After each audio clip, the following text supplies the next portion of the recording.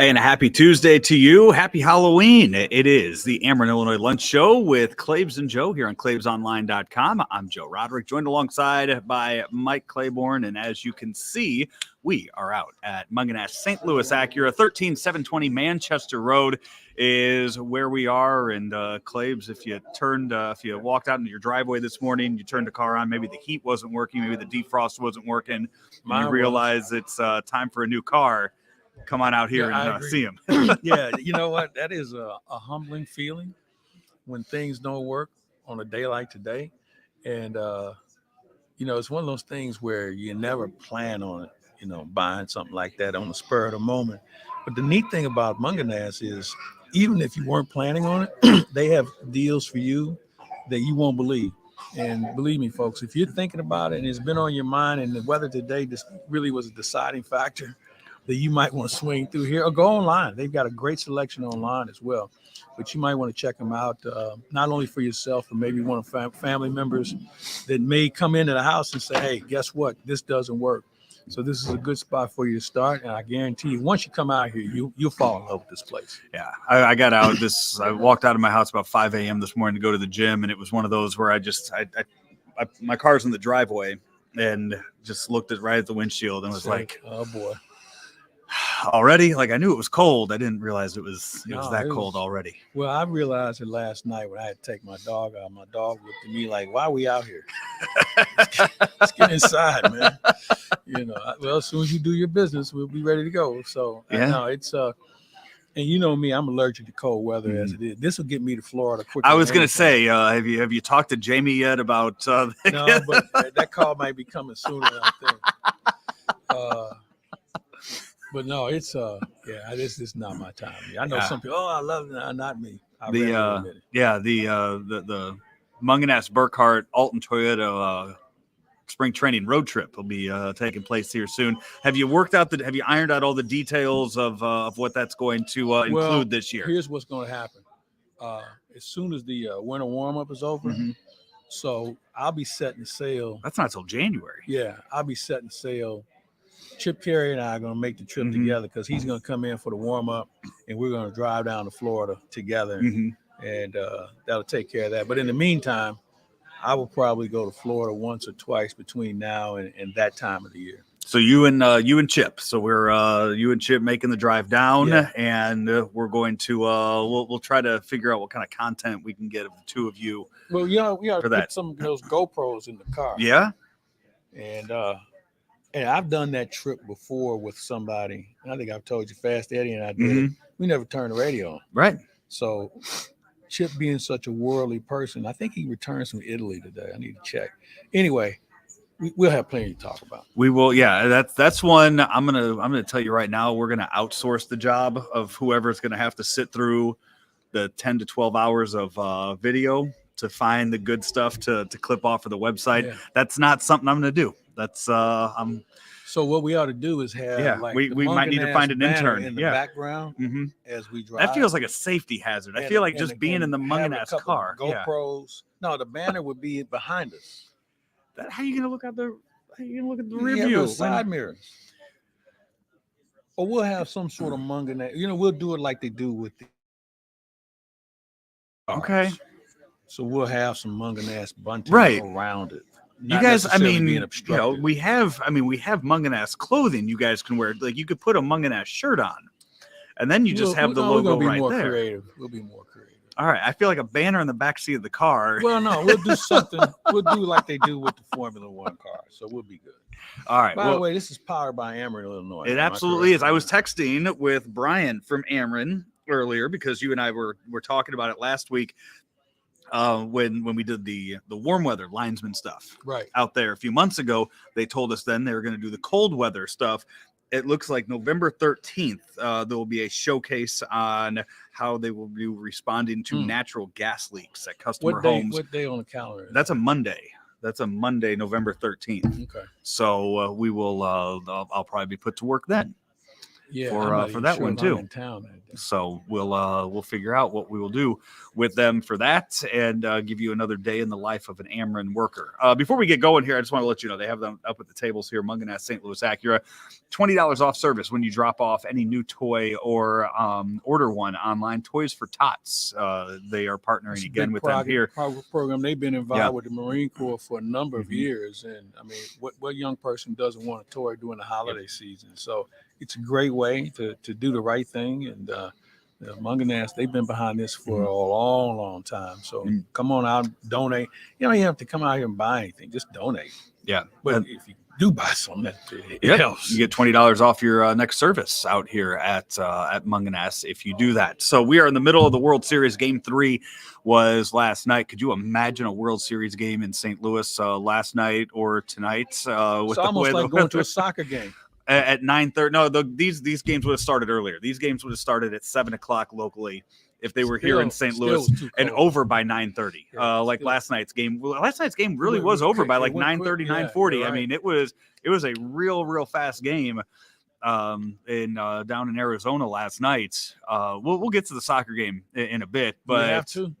You know what? Okay. I don't know if we have to talk about the actual game. We'll just talk about time and the just the way that it's being presented right now. But last night, Rangers go up 2-1 in the series with a victory over the Diamondbacks. A very even series so far, but injury concerns around the Rangers right now might have shifted some things. Well, Scherzer isn't going to pitch anymore. No. He rushed himself back for the postseason. The Garcia thing is probably more concerning. So now I know that you've got, looks like an oblique. How do you pitch him? Do you make him extend himself? You go outside. Here's Yeah. The thing. There's not a better slider hitter in the game than this guy. So if you can get him to extend a little bit more, maybe you can kind of neutralize him. But I think that's the conversation that Brett Strom and his pitching staff has got to be having today, knowing that he's not going to be 100%. And on top of that, lineup wise, you're kind of handcuffed in that because they've had Garver DHing here recently. Even if you have Garcia DH, then you lose Garver in the lineup because Garver's not going out and playing right field. No. That means you have to change a lot more up from that. There's a lot of things that obviously a domino effect is in play here. But it's one of those deals where they got to come up with something. And here's the bottom line. There's no more games after this week. So, you just got to go play. Yeah. I know there's some guys that are playing hurt for both teams. Tommy Phan's playing with a turf toe that they have recommended him shutting it down. And, I think when you play as long as him and you get to a World Series, last thing you're going to do is shut it down. Yeah. Wait, what are you shutting it down for? This is a World Series. Have you talked to him at all during this? Yeah, I talk to him every day. I was going to say, I knew you guys. I knew you guys did. I didn't know if you were still talking to him in the middle of this. We talk every day, and it's fascinating to talk to him. He's one of the smartest players in the game, analytically, observing, and I think some would say maybe one of the best teammates in the game in what he did the other night. Yep. If you missed that, Tommy Pham 4 for 4 in Game 2 had a chance to become the first ever player to go 5 for 5 in a World Series, and gave up his at bat for Jace Peterson to go out and get a hit. And initially, people were ripping Torey Lovello for that, saying that he cost Pham a chance at history, and Pham shut it down real fast, saying he was the one that went to the manager and said, "Nope, take me out. Let him get a World Series at bat." And I think the other thing that was noticeable is how he made sure everybody recognized what Marte had done with the consecutive game streak. For a guy who went 4 for 4. And some who have accused of being selfish, I thought that was maybe two of the most unselfish acts I've seen in the World Series. So they light up Andrew Heaney. So and now this is a bullpen start tonight. So the question is, how long do you go with Heaney? And who do you have available in your bullpen? Because you did you use 4 guys last night? Yeah, and you used John Gray, who was supposed to start tonight in the game. I mean, if they decide, though, that if they can figure out what's going on with Scherzer, if they realize that Scherzer is shut down, okay, so you can gain an arm back on that bullpen. Who? I'm just any. So- I mean, so, just the, no, that's but the here's thing, my though. But I'm question, just though. saying you have an arm because you But said you used 4 last night here's in the the thing, bullpen though. game tonight. But here's the thing: can you put somebody on the roster in the World Series? They can. Like that? Okay, so what guy, who by the way hasn't pitched in what, a week, 10 Yeah. days? All right, now now he's available. You don't know what you get. Right. I But think you're really dealing with a short deck here. I mean, they already threw Chris Stratton out there, and so it's Yeah, somebody just gonna have to man up, right. So I guess you have to. And they've seen that. Dane Dunning had to step up in the Yeah. ALCS and come in there and pitch a lot more than they thought he was going to have to. Yeah, So it's you know what? I guess if there's one plus here for the Rangers, Bruce Bochy is their manager. Mhm. And Bruce Bochy, I think everybody would agree, is one of the best, certainly in his era, and how he manages. So if there's one guy who can probably make the right decision, you've got an experienced pitching coach in Mike Maddox. They'll come up with a way to try and figure out how to get another win. and on top of that, it's not like the Diamondbacks are going out there with a They don't have shutdown Randy starter Johnson either. or Yeah. Kirk Schilling going. Yeah, you're right. I mean, they're it's a bullpen game for them too. I mean, if Mantiply throws a pitch in the 3rd inning, I'd be shocked. If he goes through the order once, then it's a win for you. Yeah. If he gets out of the 1st inning, it's a win for you. You go, okay, now you done. could start kind of planning that. Yeah. Hey, can you give us any outs in the 2nd? Okay, Yeah. we'll go from there. And then you look at what matchups come into play. Right. I think that's also something they'll look at right now. But again, let's go back to the Garcia thing. I mean, the lineup's going to look different if he's even if he plays.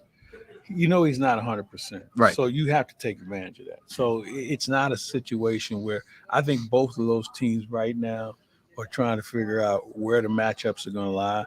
And I wouldn't be surprised if the lineups aren't released until the I won't say last minute, but I don't think anybody's posting lineups at noon today. They'll get out there. I mean, well, the Diamondbacks, I think it's pretty well known what their lineup is going to be. I don't know what changes. Yeah, but they would make I really meant defensively. Texas. Yeah, I really meant Texas as far as, you don't. If you're Arizona, you're looking to try and game plan scenarios. Mm-hmm. If you're Texas, you're trying to make sure they can wait as long as they can and see what things they can take off the big board as far as matchups are concerned. So a lot of gamesmanship. Man, you got a really good situation. This is a series, and I know they had the lowest ratings in the history of baseball. And it sucks because far through 3 games, really good. It's been fun. And yeah. But I guess my thing is, if you're trying to garner new fans, forget it. There's too many options. But for a real baseball fan, they're loving this. Tonight they don't have to go up against football, so yeah, hopefully the ratings. But it is Halloween too, so there you go. The ideal scenario for MLB right now is Diamondbacks win tonight, and you get a Wednesday night game, not against the NFL, not against a holiday, to where you have a 2-2 series going into that. I think what they would have to concern themselves with is NBA, ESPN, and Turner. Yeah. Turner's got hockey tomorrow. Yeah. And I think the Blues in Colorado are their featured game. Not that we care. Right. But I think there's all kind of distractions. But that comes with the territory now. I mean, there's no sport that's bulletproof as far as competition is concerned. You mentioned the coaching. You mentioned Bruce Bochy, his pitching coach, Mike Maddox. We were talking Tommy Pham earlier. I don't know if you saw the highlights of Jordan Montgomery picking Tommy Pham off of second base, and Mike Maddox kind of lip reading him saying that, and Pham responding to it on Twitter the way they did, the kind of back and forth. Yeah, you know what? That happens all the time. I think because the camera caught it, it was more of an issue, and then you also have social media. Mm-hmm. But and that's kind of a lost art, bench jockeying. There's a time, man. Before the cameras are there, guys were yelling out anything. Mm-hmm. And now you don't have a lot of guys like that anymore. I think Miles Michaelis is a good bench jockey. Jack Flaherty was a good bench jockey. The regular players don't really do a lot of chirping, but the guy who's not pitching, he got something to say about everybody. They got nothing to do for 4 days. There you go. The benches. Anything that you've heard in regards to Yadier Molina joining the coaching staff? It's not something we're gonna that would be official until after the World Series is over. You know what? I think it's going to be interesting because, the general manager meetings take place right after the World Series. Mm-hmm. So do the Cardinals wait right before the general manager meetings to make an announcement? Or do they wait until that's over with and then just clear the deck and say, all right, this guy's no longer here. We're bringing this person in, this, and that. So you have a very small window. But I'm sure there will be some announcements as soon as the World Series is over with. Are they still? I mean, they still have not announced any kind of postseason wrap-up meeting or anything like that. It was scheduled. There was going to be one about 2 weeks ago, and at the last minute, it was called off. And I think maybe because obviously the Yachty situation comes into play, and again, I don't know what that's going to look like. I don't think anyone knows what it's going to look like as far as the position is concerned, or the title and or the responsibilities. So I think that's giving them time to work through some of those things to make sure they get it right.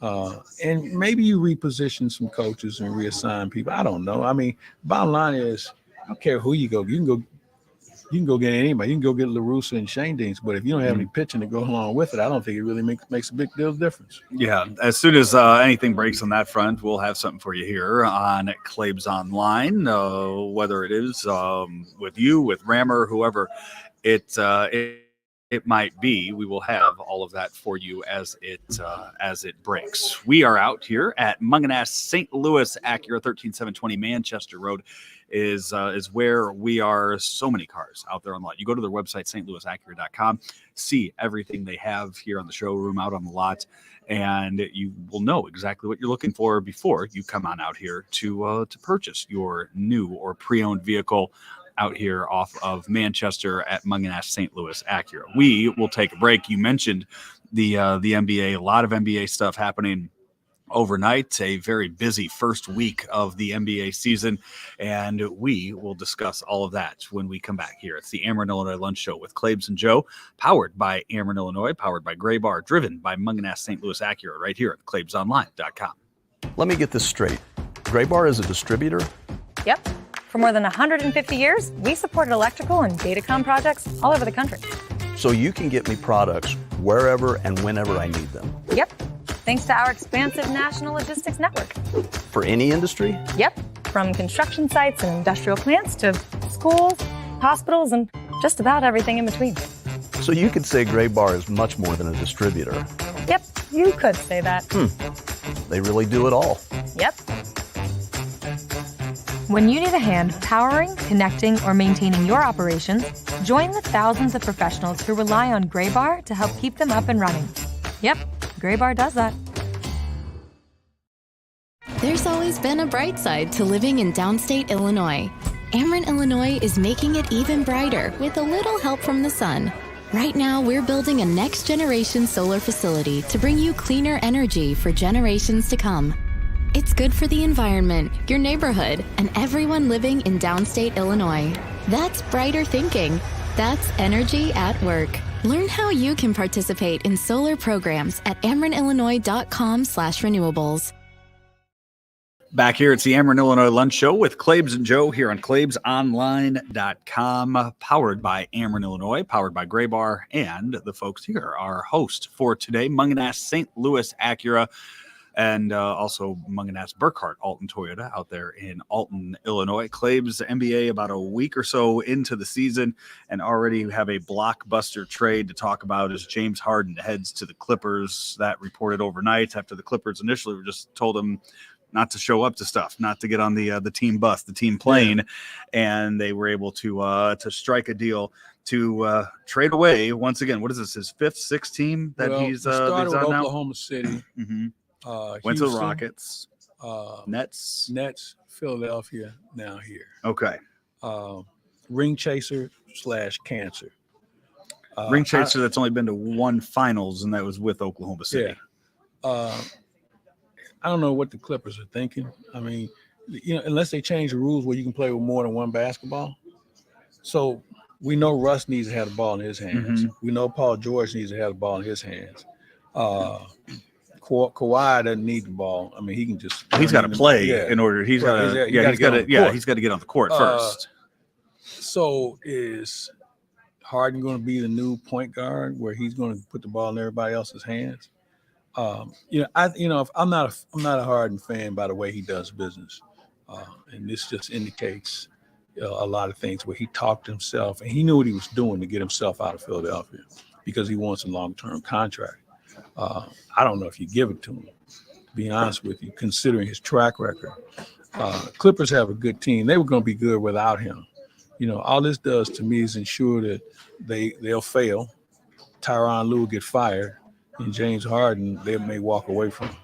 Yeah, the official trade, James Harden and P.J. Tucker to the Clippers for Nicholas Batum, Marcus Morris, Robert Covington, K.J. Martin. A bunch of spare parts and some draft a choices. 2006 Clippers first-round pick, which comes to them from Oklahoma City. 26. And a 28 first-round pick. Also from the Clippers, 2 second-round picks and 1 pick swap. What do you think the chances are of the people who engineered that deal will even be around?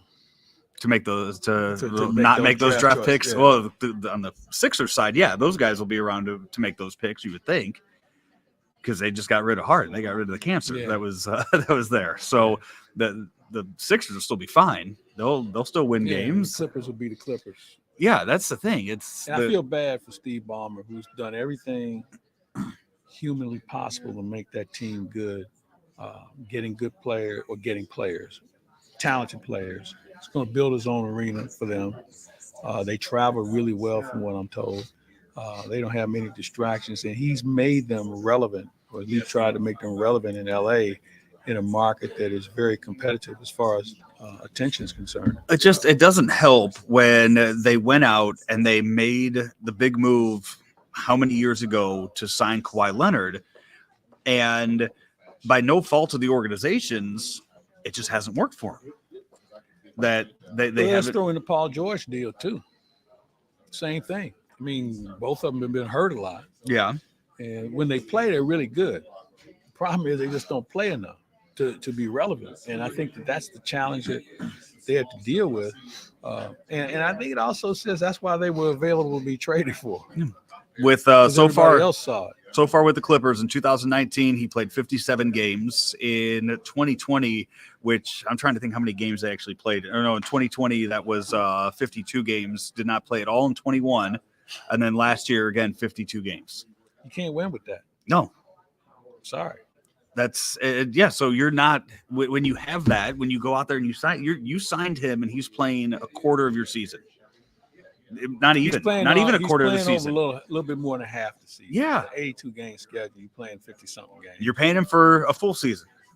Yeah, it's not a good look. It's not a good deal. We haven't. If they keep it up, they'll be right in front of Portland in the conference. We know that there's the new rules this year as far as the load management restrictions with putting star players out there on the court, which I guess in a way, because it affects guys who are in contention for trophies and honors and things. These guys making so much money, they don't care about taking an extra night off. And fine you? Okay, fine me. I don't care. I'm still not playing. I mean, it was a toothless gesture is what it turned out to be. And I don't think that it's going to have the impact that everyone thinks it's going to have. But, we can see. I'm just not a big fan of it. So it is what it is. How much NBA have you watched so far this first week? You know what? I've watched a little bit, probably a little bit more than I thought. Because you know what? I got to tell you something. I've talked to you before about this. The NFL is really harder and harder for me to watch. Between the bad line play, this terrible quarterbacking and play selection, and the officiating is borderline illegal as far as the calls that they miss. Which brings me to last night's game. Aiden Hutchinson, first player in the draft. Did you see how he got manhandled last night? I didn't. He was the most irrelevant player, insignificant player on the field. And Detroit went up against a Raider offensive line that may be one of the worst in football. Mm-hmm. And Aiden Hutchinson was getting crushed. I mean, there was one play, the tight end dropped him. And then the tackle came over and finished him off. There was another play where he was putting the rush on, and they literally threw him into it was maybe he's just having an off night. I don't know. I mean, I know he was a skilled player coming out of Michigan, but man, oh man. But so my point being this, there's so many other things I would try and give a chance to, so I'm not as much engaged in the NFL. But yeah, I've watched some teams just to see what they look like. Like Sacramento played the other night. They lost Fox. That's going to be a tough loss for them because he's a really good player. And there's some teams that are fledgling, but again, I don't put much stock in any of them until the holidays. We get past Christmas, then you kind of say, all right, kind of like the NHL. For me, viewing wise right now, and this is where, I mean, you had to watch all the Cardinal games. You were at almost all the Cardinal games. I kind of shut it down August and September from making that part of my nightly routine, that I have been so invested in postseason baseball for this past month. And I think you got your money's worth. Oh yeah, it's been. I don't really know if it's stuff. because of how little baseball I watched during the regular season at the tail end, but this has been probably the most invested I've been in postseason baseball that hasn't involved the Cardinals, I think, in the past 10 plus years. What do you think of the home plate umpire? I thought last night was bad. There was one last night that really jumped out at me. It didn't cost him at all, but there was one. I mean, where even the announcers were like, "Where was that pitch?" I mean, so yeah, we go back to this in Joe West. I think it was when he walked. I think it was the one he walked Jonah Heim. Right. The one he walked Jonah Heim. He even thought he was out, and the catcher gets up to throw it. Heim's sitting there. Everybody's kind of looking around like, he thought he was because out it was a full count, and the umpire's like, "No, you get to go down to first." And he's like, "Really?" But Joe West used to talk about the box that they use to judge umpires is different from the one that Fox uses. So with all this breakthrough in technology, why have they not merged the two where we get a more accurate accounting? Because if we're going by the Fox box, these games have been hard to watch from an umpire standpoint. And I think the body language that we see from some of the hitters has been like, you got to be kidding me. I haven't seen yet if they put out the umpire scorecard, and they did for Alfonso Marquez in last night's game, and they're saying he was 94% accurate according to the umpire scorecard from last night. That 6% he missed was glaring. Yeah, and I am not seeing any of the top of the fifth. There you go. The number one pitch right there. That was the pitch. That's the biggest one of the game. It was to Lowe. Yeah. That's right. It was Lowe, not Heim, on the missed 3-2 pitch. So overall, I mean, he was right there, kind of in line with what the. I thought his zone was really tight early. Yeah. And you know what? I can live with that. If this, hey boys, this guy's calling, it's going to be tight. Be aware of it. Now you know what you're dealing with. But when you have a guy that's all over the place, those are the ones that get hitters worked up. So yeah, NBA wise, haven't been too invested in it yet. I've tried to watch a couple Suns games when I've been trying to watch Wembanyama. But yeah, the Suns games. I watched his debut. His debut.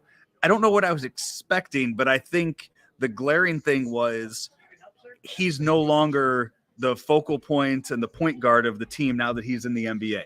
He got so used to his whole life being the ball handler and being this massive guy out there, and now the offense doesn't really revolve around him. Watching him run around and try to set picks, he looked very awkward doing that. It doesn't have to, but I think it's an incredible option. Yeah. But big men in the NBA aren't that. There's a handful of them that are legit. So I'm not sure if that's a plus for him, but to have a big man have to come out and guard him, that's where I think if he picks up his dribble and goes to the hole, nobody's going to guard him. I mean, the question is, can you get a charge on him? And I think that's the one thing I've noticed. He can get in foul trouble quick. But that comes with just knowing the league.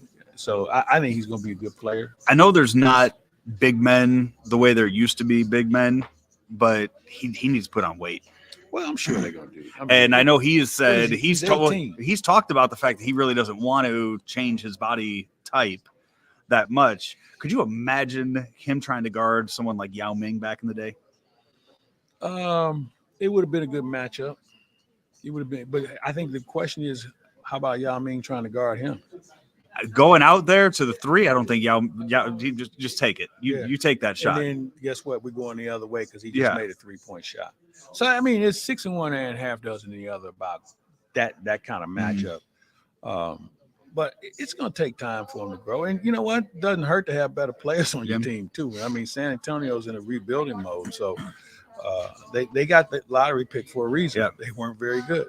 Kudos to Greg Popovich for sticking through those down years, because you're seeing in the NBA and the NFL right now, because you're seeing Bill Belichick do it's very similar with Greg Popovich, Bill Belichick, for as dominant as they were for a decade, and now having to go through this rebuilding process with bad teams without these legends on their team, and watching it. Greg Popovich, at no time did we ever really hear stories of San Antonio possibly moving away from him. It's kind of seemed like they were going to let him go on his own time, but you're starting to hear the whispers now about the Patriots. I cannot imagine Robert Kraft firing Bill Belichick. I don't see that happening. You know, but here's the thing about Pop. How many Hall of Famers has he coached? Duncan, Robinson, Ginobili, Parker. Who else? I'm missing somebody. He also had Robert Horry on his team. Robert Horry. Was he there for Steve Kerr? I mean, yeah, he was. Yeah. Okay. I mean, you kind of look at names like that. Yeah. I mean, so he's been fortunate. And when you look at Belichick, Brady, and Gronkowski, Brady's in the Hall of Fame. Gronkowski will get in because he's on TV. Yeah. There's not a guy in that organization that has a shot to be in the Hall of Fame. Right now, you're saying, or in past? In the past. I thought they've sent a few other ones. Some defensive guys in years past. Yeah. Was McGinnis the Hall of Famer? Is Brewski in the Hall of Fame? No. I'm trying to think who else would have been in. I thought they had some defensive guys that made it in you can put Darrell Revis in, but Revis played for the Jets too. Right. Same. I mean, Moss was only there for 1 year. Yeah, Moss was great before he got there. And I guess my point being, anybody else you want to put in was good somewhere else before or after he left New England. Yeah. And as good as Brady was, you would have thought at least one offensive lineman would have been in. I bet you couldn't name two of the 5. I mean, it's that's the point. So it's really kind of a tribute to Belichick to get the most out of less. You know, when you think about Duncan and Robinson, they were first picks in the draft. Ty Law, was he? Ty Law was there. He's in. Okay. Yeah. But they don't have, and I'm really thinking more offensively, considering you had, arguably one of the greatest quarterbacks ever play, and you have no other offensive components that really had that sort of impact. And like I said, Gronkowski will get in down the road because he's on TV. I went to took my son to his first ever NFL game this weekend. He had mentioned earlier in the year, just kind of said, because we go to enough baseball games, kind of mentioned wanting to go to other games, other sports, and he said something about wanting to go to an NFL game. I said, we'll make it happen. We'll go. So kind of looked at the calendar, looked at where decent ticket prices would be, and that took Kansas City off the off the list right away. They say it's over there. It's just like insane, man. So we got up like 5 a.m. Sunday, drove to Indy. It's from where we live in Belleville to there 3.5 hours. Straight shot. Could have been there in 3.5 hours to Lucas Oil Stadium. Have you ever been to Lucas Oil? It's for being 15 years old. Yeah. It still really was a nice stadium out there. Both of their facilities, their basketball arena is very nice. I mean, they've done a nice. It's funny. Amy Marskowitz was over there this weekend from KMOX running a marathon. The India. And she was like enamored with Indianapolis. I said, "What's the difference between them, Kansas City, Minneapolis? They're all past St. Louis." I mean, St. Louis is kind of like Omaha now, and there's no disrespect to Omaha.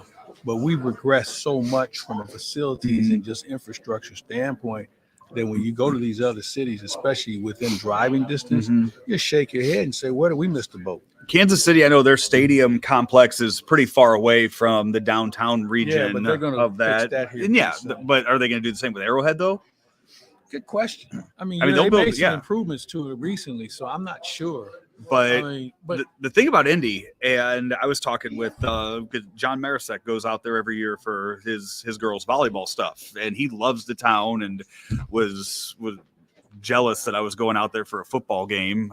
Like, it's not that, not nothing to be that crazy about. but the makeup of that city, everything, where we Got the parked, the walking, NCAA there. You can walk walking everywhere, distance yeah. from Good restaurants, Gainbridge too. to Lucas Oil, and everything's connected too by the skywalk. So when it is cold on a day like this, you don't have to go outside for that. You don't have to be outside that long. It's been for well that. thought out. Yeah. Well So thought out. the fact that they have the NCAA, the Final Four there, I don't know if they're getting the NCAA championship Well, the game. headquarters are there. Right. I don't know if they're getting the football championship game there anytime I think soon. they'll spin that around. There's plenty of places that will buy for that. But the year they had the Super Bowl, that was the first Super Bowl I went to, and it was well done for that. They need to get a big WWE event there, whether it's Royal Rumble or WrestleMania. I'm sure that'll go competing for well there. I would imagine they'll throw in there for that. Yeah. Pat McAfee will help get that done too. You're not a McAfee fan? I don't watch any of these guys anymore because it's all shtick, man. I mean, you look at the cycle, all these guys have like a 5-year run, some of them shorter than that, and they're just chirping. I mean, and then I think the thing that really, the McAfee thing that's amusing, he gets Aaron Rodgers on every week and loses. Yeah, if I was been paying him $1 million, I'm gonna show up too. But it came across initially as like, he's that connected. And obviously it's helped enhance his own product. But yeah, none of those. I mean, those shows, man, don't do anything for me. The being there at the game and having to watch the actual game, it was a weird experience for me just because I've gotten so used. I had passed since the Rams have left. I have done nothing but watch Red Zone channel from noon to 6 every Sunday if I'm home. So yeah, you're sit there watching Colts Saints, and that's what you're stuck watching for that. And it really, kind of hit me that, okay, like I kind of get bored Sunday nights just watching the Sunday night game just on its own. No, you're right. But I always thought that was just because I just finished watching 6-7 hours of football. And no, it's hard to kind of turn your brain from nonstop play after play after play to watching that. I don't know. The conditions would have to be ideal for me to go to a football game. I'd have to be in a suite where it's comfortable. I'd have to have a good seat. If you think I'm going to sit in the stands where I don't have access to the same replay I have at home, and I'm dealing with some slob who has no idea what the hell he's talking about, and now running the risk of being in the middle of a Pier 6 brawl because the guy wore the wrong jersey, I'm good. I think that's why the NFL is the ultimate TV sport. Yeah. And that's why their ratings, because I think a lot of people just say, I don't want to deal with the hassle. I would have to be, it'd have to be, I think, a Sunday night, Monday night, a game where that's the only game on too. And there's a rooting interest. Yeah. And for me, I don't have rooting interest in teams. No. That's why I was sitting there trying to think. I'm like, Anthony Richardson's hurt. He's not playing. Like, I don't care about Jonathan Taylor that much. Like, there was no star power in the game I went to either. Yeah. And that's a good point. I mean, and people watch games differently now, man, because of fantasy. So there's a lot of things that go into why you even subject yourself to going. Yeah. But speaking of star power, Devontae Adams, he going to get traded today? I know he woke up this morning hoping he would be. See, here's the problem that you have to take into account. Because the salary cap limits you movement-wise on whether you can take on that sort of payroll, even though, you're halfway through the season, there's still some money to be paid out. And I think that really limits teams. Would teams like to make deals? Oh, sure they would. But because of the fact it doesn't match up cap-wise, they're kind of stuck. Yeah. We will take a final 30-second break, come back, wrap things up from Mungenast, St. Louis Acura. It is the Ameren, Illinois Lunch Show, powered by Gray Bar here on ClaibsOnline.com. Are you ready for a challenging and rewarding career? There are quality jobs in the construction industry. I got out of college and my career choices were very limited, and this provided me with a plan for the present and the future at the same time. I actually have a bachelor's degree in psychology, and I was making less than I make as a first-year apprentice painter. I didn't go to college. I have no college debt. I make more money than the majority of people I know that went to college. Take your first step towards a rewarding career. Visit stlouispdf.org.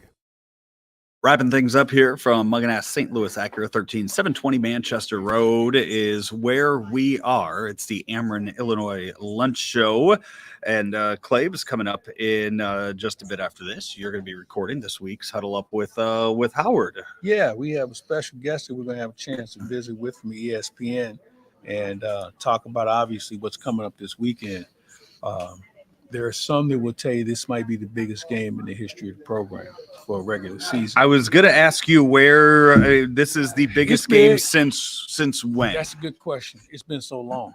Would it be one of the SEC championship games, or has there been a game since then? Well, I think regular season is what I'm looking at more than anything else, because this really kind of dictates who you are. And I'm sure if you lose, you'll say, well, we'll worry about next week's game. You know, I mean, you're kind of a no-win situation. Obviously, if you win, you beat the number one team in the country. You now make yourself ultra relevant. But I think the key for them is not to get, what are they, 16-point underdog. Yeah. So is it down to that now? I saw it open at 14.5. Yeah, I thought it's 16.5. Yeah. And I think the question is, you know, what does Vegas know that we don't know? Well, the fact is that Georgia's pretty good defensively. Although Florida showed some wrinkles early that Georgia had a problem slowing down. Florida just didn't have enough talent up front to negate Georgia. You know, and Georgia's offense is more balanced. But you know what? They've been there before. I think, you know, obviously people say, well, you know, they can't take bad penalties and they got to stay in, can't get into 3-and-out situations. Hello. I mean, how do you win if you don't? That's every game. Yeah. I mean, that's So you have to strike first and keep the foot on the pedal. Now, does that mean you work in more gadget plays? I don't know. You've seen Georgia and you see what they can do. I think what you do is take the things you saw them get exposed by and try and build on that. But if you're Georgia, you say, hey, look, we weren't very good at stopping this. Let's work on this because we know Missouri's got a package similar to that. Yeah. So, but I think it's important because really, realistically speaking, you really haven't played anybody. Right. You know, I mean, you beat Kansas State. Okay, that's a good win. But everybody else, you say to yourself, you know, so what? So I think this is really, and this is what the SEC is, you know, playing against teams in your league that are ranked. So you're facing a ranked team on the road. Yeah. So you and Howard will talk that over and preview the game coming up this Saturday. It's the CBS game. It's the 2:30 CBS Saturday game. So it's getting prime coverage. Missouri isn't on that one very often. They no, they're not. And this will a win on Saturday get you on there a few more times this year if they're able to make it happen. I tell you, there's some other good ones on the schedule this week. LSU and Alabama. That's where game day is this week. I'd be there too. They chose to go there instead of Athens for this game. And you know what? I understand why. It is. I mean, let's face it. Missouri's still kind of an unknown. They are. LSU's they have some flair about them.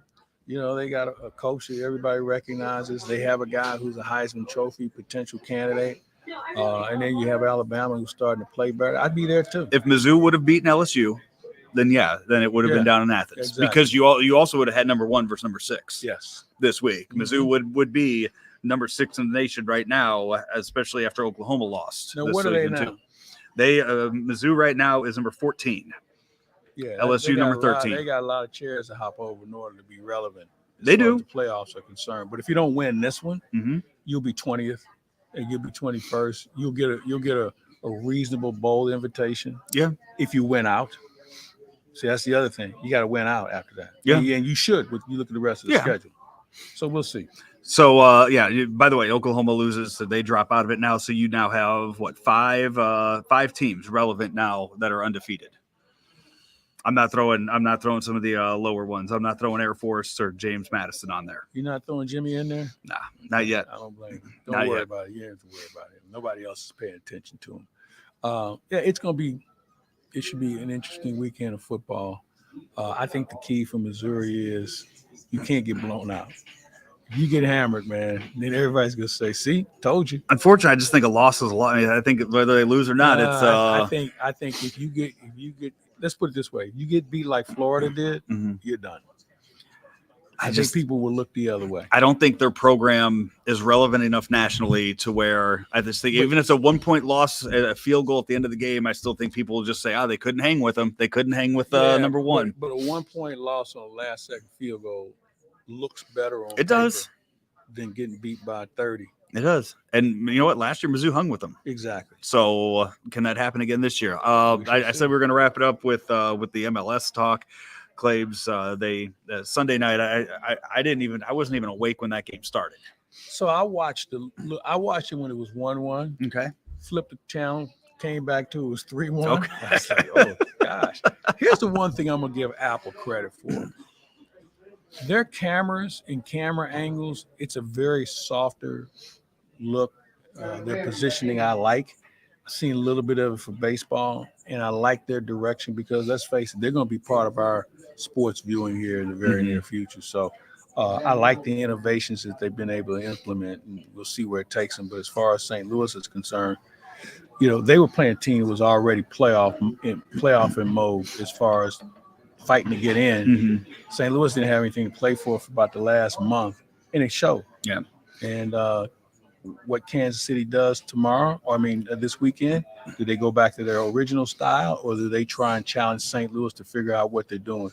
Either way, I think the ball really is in Kansas City's court. They play again 4 o'clock on Sunday in Kansas City. Claibs, I'm heading out on Saturday. I'm driving out to Lawrence, Kansas, running a half marathon out there on Sunday. Say hello to everybody out I've never been on the campus of Kansas. It's a really nice place. Yeah.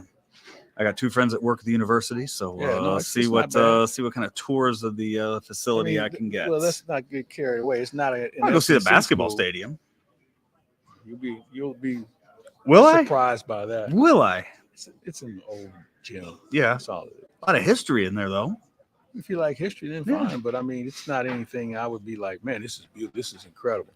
So all the money that's coming in there, they're not putting anything into that, gym, man. It's just now the interior facilities for the players is but as far as the fans are concerned, they don't care. They like it that way. So enjoy Lawrence. I'm driving in Saturday, running Sunday, driving home Sunday. That's it'll be a quick 24-hour trip from that. That's going to do it for our show here today at Thank them for hosting us today, and you will see them later this week. Huddle Up with Howard when that gets posted, as Claibs and Howard Richards will be talking Mizzou football, Mizzou Georgia, big game this Saturday down in Athens, Georgia. That's going to do it for our show today. The Ameren, Illinois Lunch Show, powered by Graybar, driven by Mungenast St. Louis Acura, right here at ClaibsOnline.com. Hi everybody, I'm Peter Mungenast with Mungenast St. Louis Acura, here to talk to you today about some benefits of Acura's certified pre-owned program. There's always been a bright side to living in downstate Illinois. Ameren, Illinois is making it even brighter with a little help from the sun. Right now, we're building a next-generation solar facility to bring you cleaner energy for generations to come. It's good for the environment, your neighborhood, and everyone living in downstate Illinois. That's brighter thinking. That's energy at work. Learn how you can participate in solar programs at amerenillinois.com/renewables.